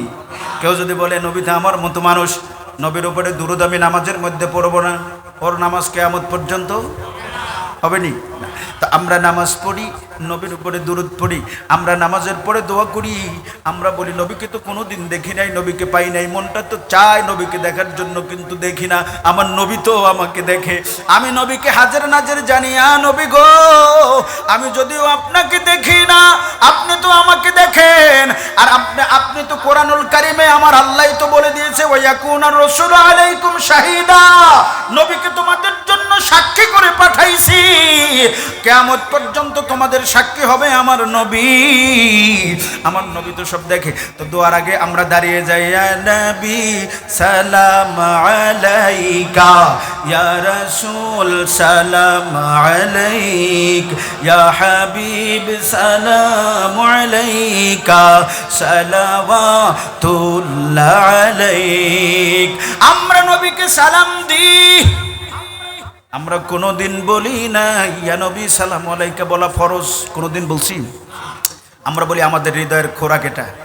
মাহফিল সাক্ষী রেখে বলছি, নারায়ণগঞ্জ থেকে গেল 2 বছর আগে ফোন দিছে, নারায়ণগঞ্জ বড় একটা মাহফিল, আমার এক ভাই ফোন দিয়ে বলতে ছোট একটু নারায়ণগঞ্জ আছে, হাদিয়াও ভালো দিবি, তো ওদের এত তারিখ মাহফিল পারবি না? আমি তো অসুবিধা ফ্রি আছি, এমনি পারবো। এরা একটা শর্ত দিছে, শর্তটা হলো এখানে মিলাদ পড়তে পারবি না, এমনি এসে দোয়া করতে পারবি, দুরূদ পড়তে পারবি, দাঁড়াইয়া মিলাদ করা যাবে না।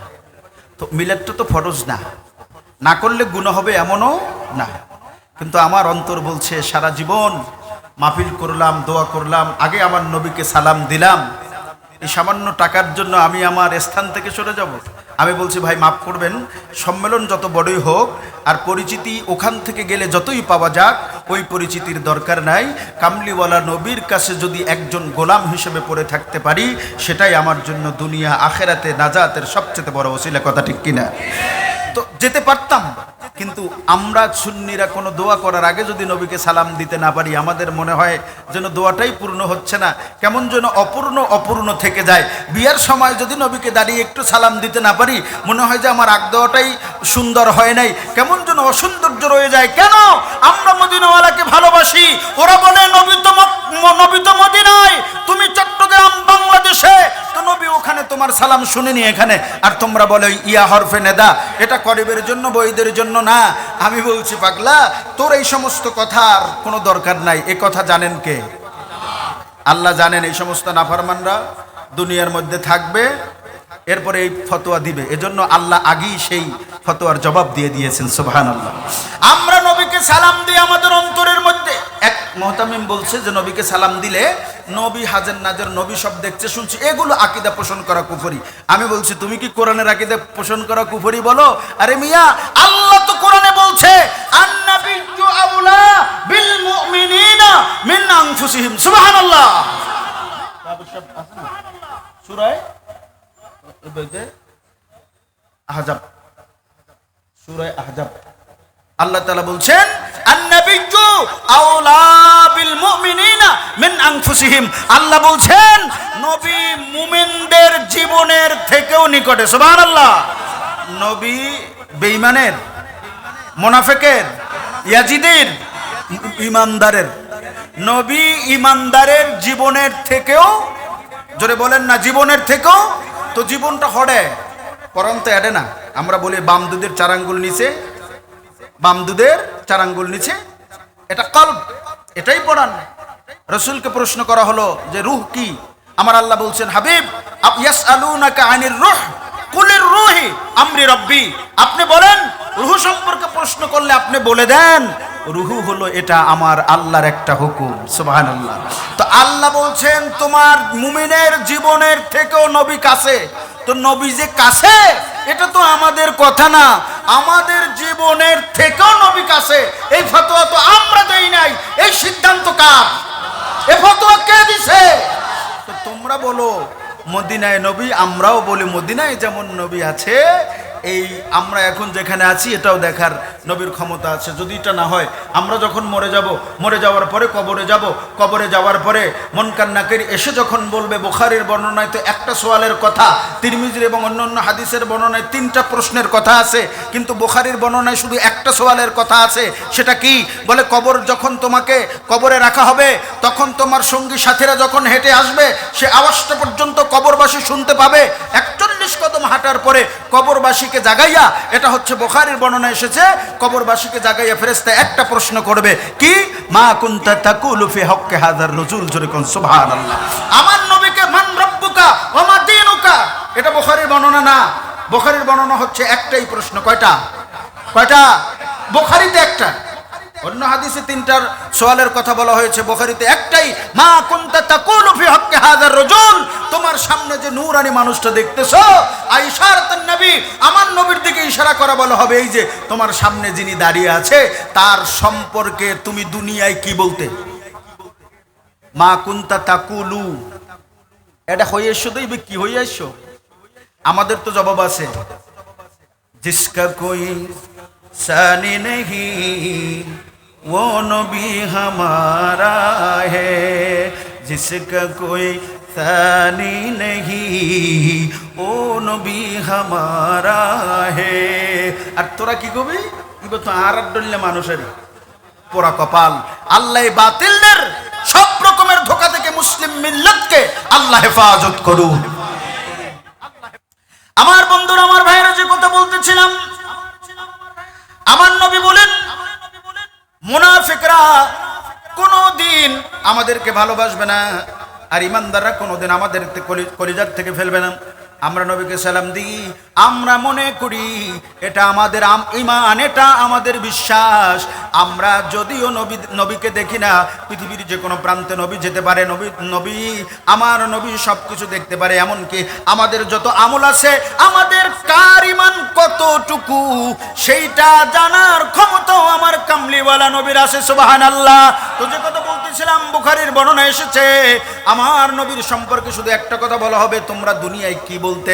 যিনি এই কথাটা বলতে পারবে, এই একটা প্রশ্নের জবাব দেওয়ার সাথে সাথে আমার আল্লাহ বলবেন, আমার এই বান্দাকে আর ডিস্টার্ব করিস না, চোখের দৃষ্টি সীমা পর্যন্ত কবরকে প্রশস্ত করে দে, তার জন্য জান্নাতের গালিচা তার কবরে বিছিয়ে দে, এবং বলবে নমকা নমিল উরস, দুলহা যেমন ঘুমায় তুমি এখানে ঘুমিয়ে থাকো, ইলা ইয়াউমিল কিয়ামা, কিয়ামত পর্যন্ত যতদিন তোমাকে ডাকা হবে না। জোরে কোন সুবহানাল্লাহ। আমার বন্ধুরা, আমার ভাইরা, এই যে কারবালার জমিন যদি না আসতো, যদি 61 হিজরিতে কারবালা প্রতিষ্ঠিত না হতো, ইমাম হোসেন যদি কারবালায় না যেত, হক আর বাতিল চেনা যেত না। আমার নবী বলেন আমার হোসেন দুইটা দলের মধ্যে সমঝোতা করে দিয়েছেন। আমিও মনে করি ইমানদার, উনিও মনে করতে ইমানদার। মুনাফিকরা ইমানদারদের মধ্যে ঢুকে গিয়েছিল, এই মুনাফিকদের পরিচয় করে দেওয়ার জন্য, বাতিলকে পরিচয় করে দেওয়ার জন্য আমার আল্লাহ ইমাম হোসেনকে কারবালার জমিনে পাঠাইলো 61 হিজরিতে। বন্ধুরে, ওই কারবালার জমিনে ইমাম হোসেন গিয়ে হক এবং বাতিলের পরিচয় করাইয়া দিলেন। কথা ঠিক কিনা? এজন্য আপনার মন ছোট করার কোনো প্রয়োজন নাই, আপনার আত্মাকে ছোট করার কোনো প্রয়োজন নাই। আমরা মানুষ কম, আমাদের ক্ষমতা কম, আমাদের কোনো এমপি নাই, আমাদের কোনো মন্ত্রী নাই, সরকারের কাছে আমাদের তেমন কোনো গুরুত্ব নাই। না, সরকারের কাছে আমাদের গুরুত্ব থাকবেও না, আর আমাদের গুরুত্বের দরকারও নাই। কথা ঠিক কিনা? আমরা মজলুম ছিলাম, মজলুম আছি, মজলুমই থাকতে চাই। এটা আমার কারবালার ইমাম হুসাইনের শিক্ষা। কথা ঠিক কিনা? যদি হতো বাংলাদেশের জমিনে বিগত আমলে, আওয়ামী লীগের আমলে, ঢাকার জমিনে ইয়াজিদিরা আল্লামা নুরুল ইসলাম ফারুকী রহমাতুল্লাহ আলাইহিকে শহীদ করেছিল। কথা ঠিক কিনা? কোথায় ছিল প্রশাসন? কারণ কোন সময় হুসাইনিয়াতের পক্ষে ক্ষমতাসীনরা থাকে না, কারণ তারা মনে করে আমরা হলাম মাইনরিটি। কথা বুঝেন নাই? আমরা হলাম সংখ্যালঘু। আল্লামা নুরুল ইসলাম ফারুকীর বিচার দাবিতে আমরা কি করি নাই বলেন? কিন্তু বিচার আমরা পেয়েছিলাম। এরপরে ডক্টর ইউনূসের আমলে, যেটা ডক্টর ইউনূসের আমল তো বলা যায় না, এটা হলো আপনি বলতে পারেন যে এই সময়টুকু ডক্টর ইউনূস সাহেব ছিল, এই সময়টুকুর ভিতরে যে বিশৃঙ্খলা বাংলাদেশে ছিল, আমার মনে হয় স্বাধীনতা পরবর্তী অন্য কোনো সময়কে এগুলো হার মানাবে। কথা ঠিক কিনা? ঠিক কিনা বলেন? আপনারা ভয় পাচ্ছেন, যতগুলো কি বলে মারামারি, মানুষ বিচারবিহীন হত্যাকাণ্ড বাংলাদেশের ইতিহাসে মনে হয় এই রকম মানুষকে ধরে শত শত মাজার ভাঙ্গা হলো, মসজিদের মধ্যে পর্যন্ত আগুন দেওয়া হলো, যেইটা বাংলাদেশের ইতিহাসে অন্য কোনো সময় আর সংগঠিত। আল্লাহ বোঝার তৌফিক দান করুন, আল্লাহ তাদেরকে হেদায়েত নসিব করুন। হেদায়েত তো কপালে নাই, তারপরও হেদায়েতের জন্য দোয়া করি, আল্লাহ যদি করে। সালাত দুনিয়া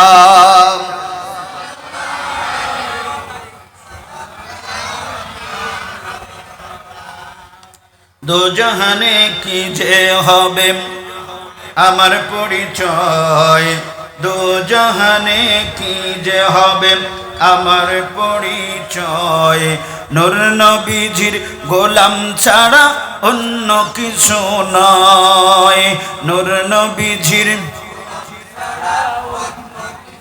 দো জাহানে কি যে হবে আমার পরিচয়, দো জাহানে কি যে হবে নূর নবীজির গোলাম ছাড়া অন্য কিছু নয়, প্রিয় নবীর গোলাম ছাড়া। এখন কারবালার জমিনে তাহলে আপনাদের সামনে আহলে বাইতের পরিচয় পেয়েছেন কিনা জোরে বলুন। কোরআন হাদিসে আছে না নাই? কোরআন হাদিসে অবশ্যই আছে, কিন্তু ইয়াজিদিয়াতের চশমা যারা পড়ে থাকে ওদের কাছে নাই। আজকের ইয়াজিদ মার্কা যতগুলো মসজিদ বাংলাদেশে আছে, যেই মসজিদের মধ্যে ইমামতের দায়িত্ব ইয়াজিদিরা করে, ইয়াজিদি মানি ইয়াজিদিয়াত কিয়ামত পর্যন্ত থাকবে, হুসাইনিয়াত কিয়ামত পর্যন্ত থাকবে, কথা ঠিক কিনা? তো এই ইয়াজিদিয়াত যেখানে যে সমস্ত মৌলবীরা ইয়াজিদের আকীদা পোষণ করে, ইয়াজিদের প্রেতাত্মা, মুহররম মাস চলে গেছে, তাদের মসজিদে এই মুহররম নিয়ে একটা জুমায় কোনো আলোচনা।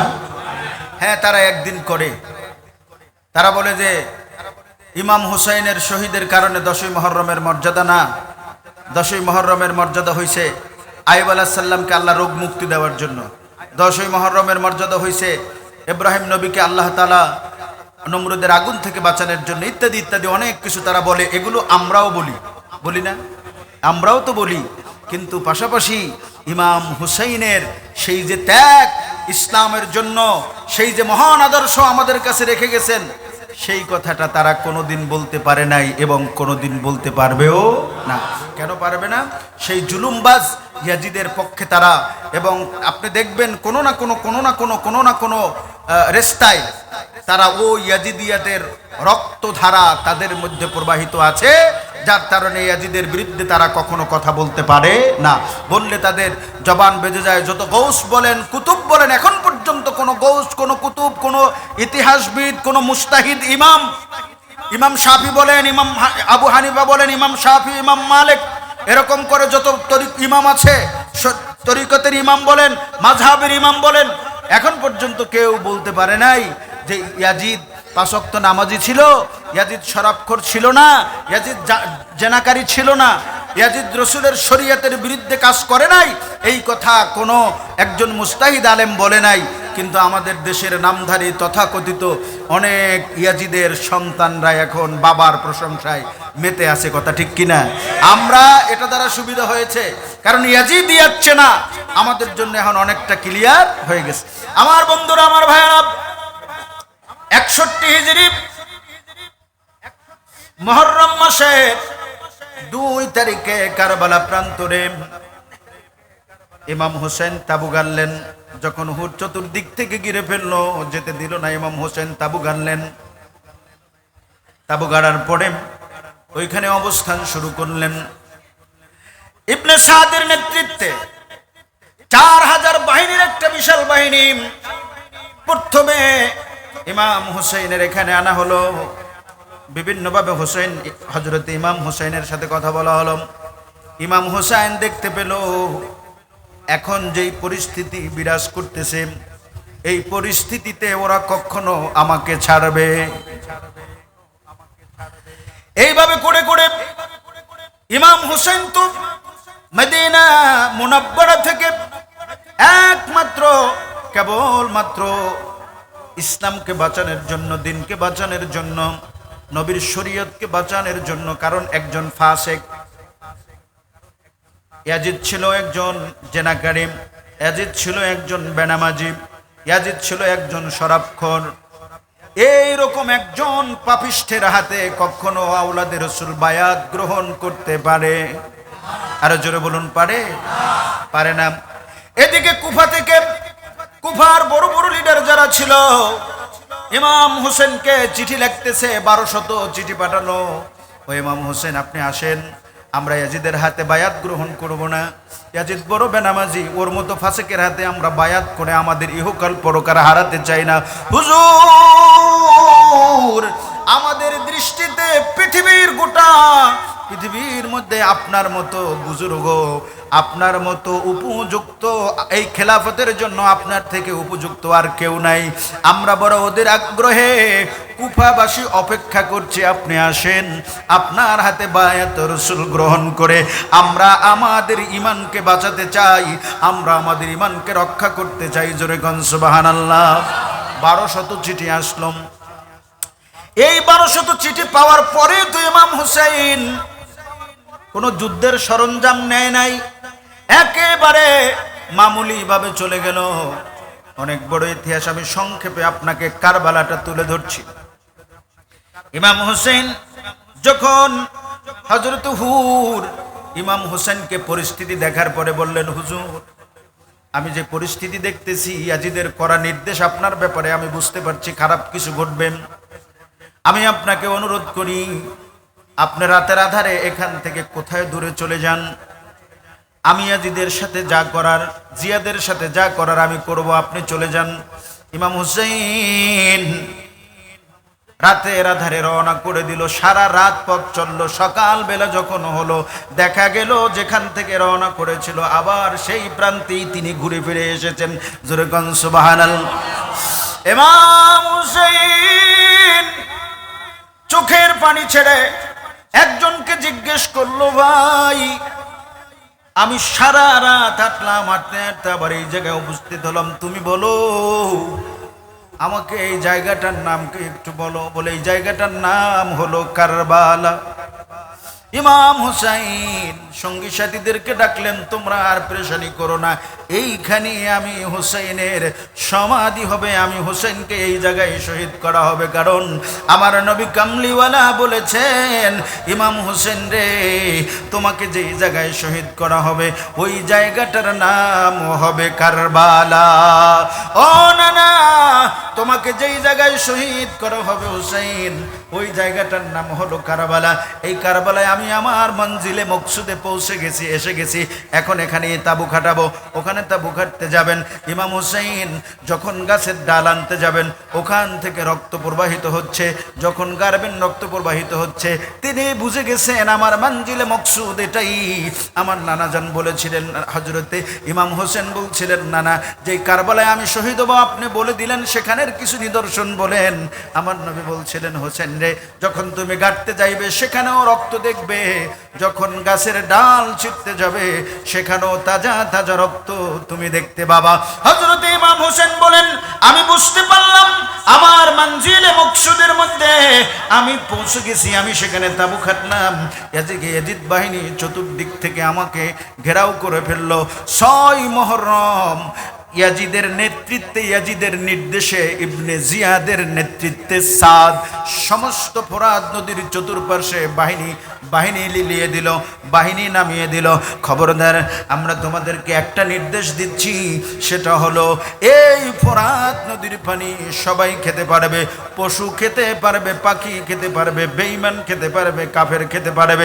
কিন্তু আজকের থেকে, এই 6 মুহররম থেকে এই সমস্ত ফোরাত নদীর পানি আওলাদের রাসূলের জন্য বন্ধ করে দাও। জোরে কান নাউজুবিল্লাহ। এত বেশি কিছু নেন নাই, সামান্য কিছু খাদ্য, সামান্য কিছু পানি সাথে নিয়ে গেল। সমস্ত খাদ্যগুলো শেষ হয়ে গেল। ঘরের মধ্যে মহিলা আছে, ছোট ছোট বাচ্চা আছে। ক্ষুধার যন্ত্রণা, ক্ষুধার সময় একটু পানিও যদি খেতে পারে তবুও তো শরীর মোটামুটি চলার শক্তি থাকে। পানি বন্ধ, অন্য কোথার থেকে পানি আনবে রাস্তাও বন্ধ। ইয়াজিদ শুধুমাত্র পানি বন্ধ করে দেয় নাই, বাহিনীকে নির্দেশ দিয়ে দিয়েছে, খবরদার আজকের শুধু পানি বন্ধ হবে না, এইখান থেকে কারবালা প্রান্তর থেকে অন্য কোথাও যাইয়া যেন তারা পানিও আনতে না পারে, কোনো খাদ্য যেন সরবরাহ করতে না পারে। জোরে জোরে বলুন নাউজুবিল্লাহ। কত বড় জালিম, কত বড় পাষাণ, কত বড় নির্দয়। ইমাম হুসাইনের তাঁবুর ভিতরে খানা নাই, পানি নাই। 9 মুহররম হয়ে গেল। সকিনা ডাক দিয়া বলল, শহরবানু ডাক দিয়া বলল, প্রাণের স্বামী একটু তাকাইয়া দেখেন, আজকে 9 মুহররম। 6 মুহররম থেকে 3টা দিন আমরা অতিবাহিত করলাম। এই 3টা দিনের মধ্যে কোনো খাদ্য আমাদের তাঁবুর মধ্যে নাই। আপনি একটু তাকাইয়া দেখেন, কোনো পানি তাঁবুর মধ্যে নাই। ছোট্ট ছোট্ট ছেলেগুলো পানির তৃষ্ণায় ছটফট ছটফট করতেছে, ক্ষুধার যন্ত্রণায় কান্নাও করতে পারে না, হাঁটার মতো শক্তিও তো শরীরে নাই। আপনি একটু পানি অথবা খাদ্যের ব্যবস্থা করেন।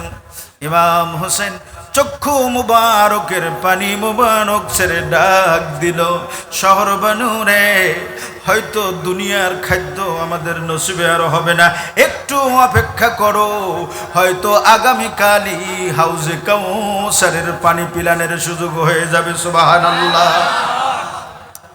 9 মুহররম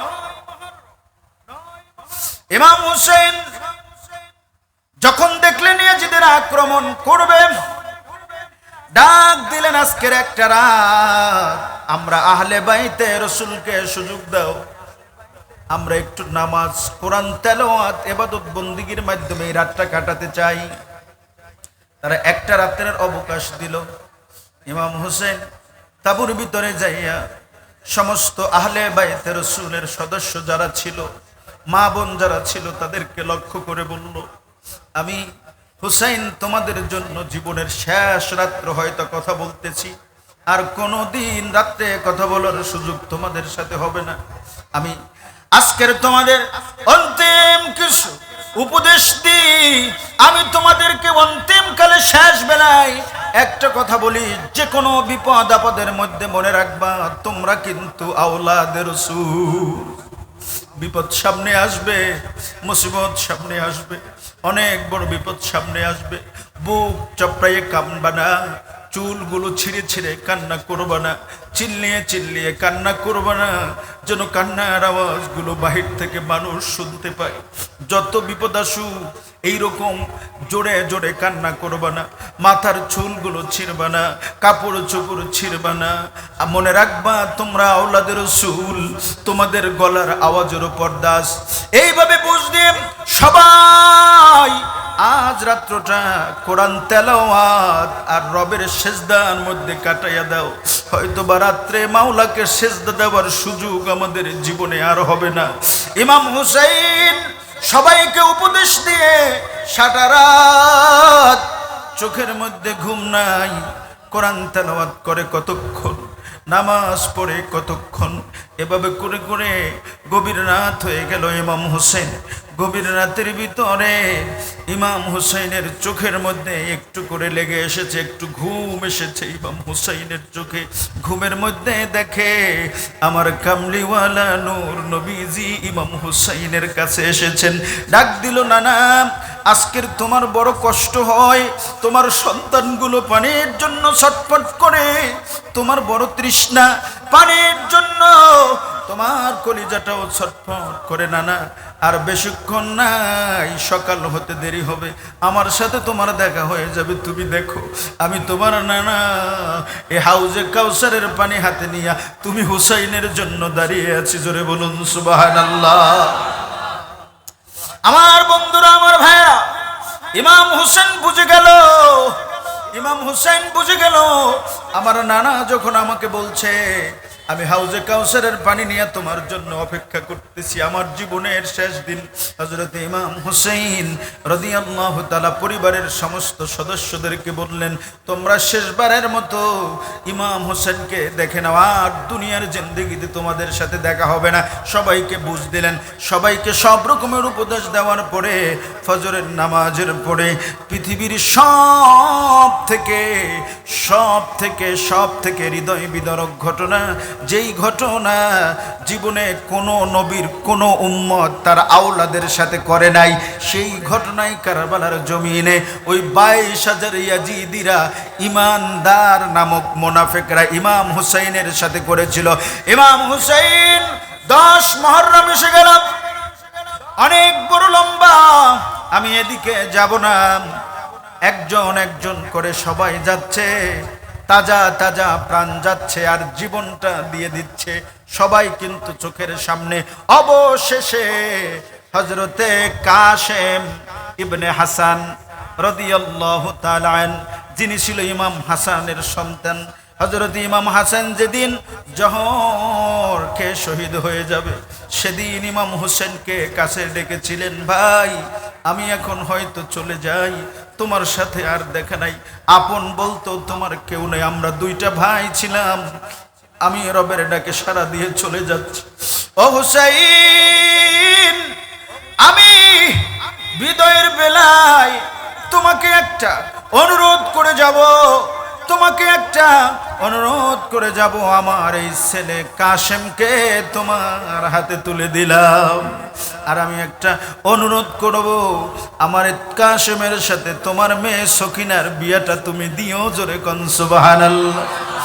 আবার হযরতে কাশেমকে ইমাম হাসান ডেকে কোলের ভিতরে ডাক দিল। ইমাম হাসান শহীদের সময় যখন জহর খেয়ে ছটফট করে যাচ্ছেন, তখন ডাক দিল, আমার ছেলে কাশেম রে, আমি তোকে একটা অনুরোধ করি বাবা, জীবনে অনেক কঠিন মুহূর্ত তোর সামনে আসবে, তোর চাচা যান অনেক বড় বিপদে পড়বে, আমি তোর বাবা একটা অনুরোধ করি বাবা, জীবন দিয়া দিবি কিন্তু কখনো চাচাকে পিস দিবি না, তোর চোখের সামনে তোর চাচার যেন ক্ষতি না হয়।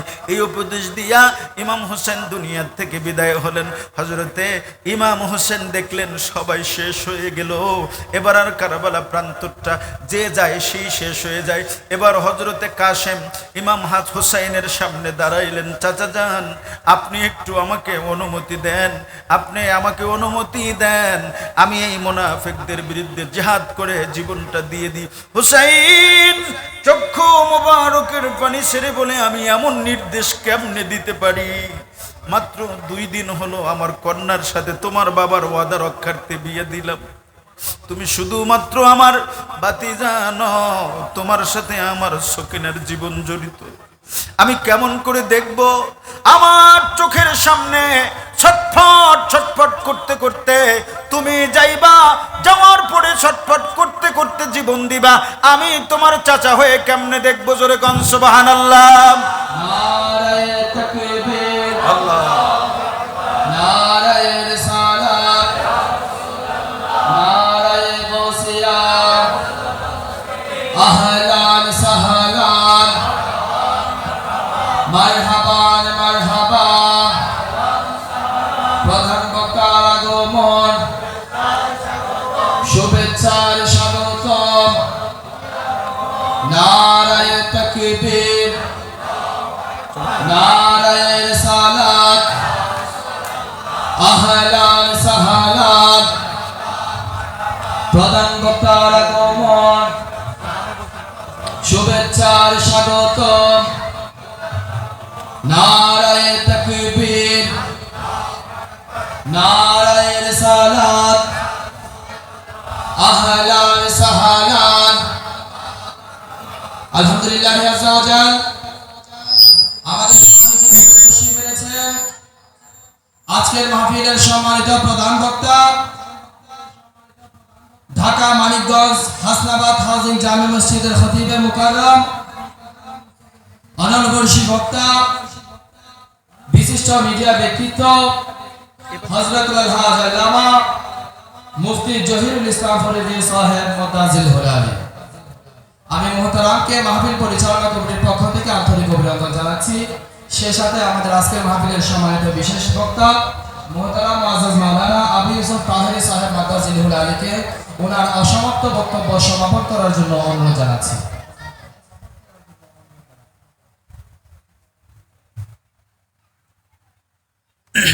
সকলে বলি আলহামদুলিল্লাহ। আপনারা দূর দূরান্ত থেকে যার সুললিত কণ্ঠে আলোচনা শোনার অধিক আগ্রহে অপেক্ষা করছেন, এখনো দোকানপাটে বিভিন্ন জায়গায় বসে আছেন, আমি এলাকাবাসী সকলকে অনুরোধ করব আপনারা দয়া করে মাহফিলে চলে আসুন।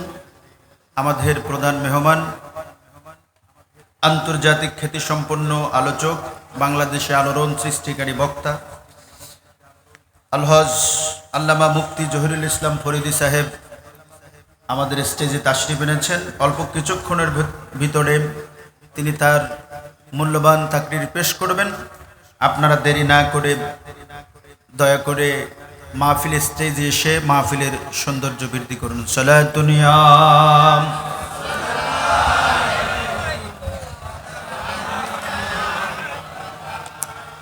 আমি আর বাড়াবো না, আমাদের সম্মানিত আলোচকের জবান থেকে শুনবেন। তো যে কথা আমি বলছিলাম, ইয়াজিদরা ইমাম হজরতে কাশেমকে শহীদ করে দিল। আলী আকবর শেষ, আলী আসগর শেষ, শুধুমাত্র ছিল কয়জন? একজন, জয়নুল আবেদিন। ইমাম হুসেনকে শেষ করার মাধ্যমে ইয়াজিদিরা চেয়েছিল যে দুনিয়ার থেকে হককে নির্বাপিত করে দিবে, কিন্তু তারা সেটা পারে নাই। সেই চক্রান্ত বাতিলরা আজও করছে। আমাদের সে সময়ের কথা মনে আছে, আপনাদেরও মনে আছে। হাটহাজারিতে খন্দকিয়ার জমিনে আল্লামা আজিজুল হক শেরে বাংলাকে তারা ওখানে এমন ভাবে আক্রমণ করেছিল, দুনিয়ার থেকে বিদায় করে দেওয়ার চক্রান্ত তারা করেছিল। কারণ চোরা গুপ্ত হামলায় ইয়াজিদিয়াতের থেকে বড় আর কেউ হতে পারে না। কিন্তু তারা চেয়েছিল আল্লামা আজিজুল হক শেরে বাংলাকে শেষ করে দেওয়ার মাধ্যমে সুন্নিয়াতের বাতিকে নিভাইয়া দিবে। কিন্তু তারা কি সফল হয়েছিল? হয়নি। আল্লামা নুরুল ইসলাম ফারুকী যখন ডকুমেন্টারি পেশ করলেন, তোরা বলো মক্কা শরীফে মিলাদুন নবী নাই, মদিনা শরীফে মিলাদুন নবী নাই, বাংলাদেশ সারা পৃথিবীর আর কোথায় কোনো মাজারাত নাই, মিলাদুন নবী নাই, এগুলোর ডকুমেন্ট যখন এনে টিভিতে গোটা দুনিয়ায় ছড়াচ্ছিল, তারা দেখলো ওমা এতদিন আমরা যে মিথ্যার ভণ্ডামি মানুষের সামনে উপস্থাপন করছিলাম যে মক্কা মদিনায় মিলাদুন নবী নাই, নবীকে দাঁড়িয়ে সালাম দেয় না, এখন নুরুল ইসলাম ফারুকী তো এগুলো সবগুলো সরাসরি ভিডিও করে এনে মানুষকে দেখাচ্ছে। তো আমাদের ভণ্ডামি তো ফাঁস হয়ে যাচ্ছে, আমাদের গুমর তো ফাঁস হয়ে যাচ্ছে, আমরা যে ইয়াজিদি ইসলাম এটা তো মানুষ বুঝে যাচ্ছে। এইটা থেকে বাঁচার জন্য আল্লামা নুরুল ইসলাম ফারুকীকে তারা শহীদ করলো। তারা মনে করেছিল আল্লামা নুরুল ইসলাম ফারুকীকে শহীদ করতে পারলেই সুন্নিয়তের বাতি নির্বাপিত হয়ে যাবে। কিন্তু তারা কি সেটা পেরেছে? আল্লামা নুরুল ইসলাম ফারুকী একজন শহীদ হয়েছে সে কথা সত্য, কিন্তু শত সহস্র ফারুকীকে তিনি রেখে গেছে। কথা ঠিক কিনা? যুগে যুগে এটা থাকবে। আল্লাহ এজন্যই আল্লাহ বলছেন আমাদের হুসাইন জিন্দা না মরা। এটা কথা কার?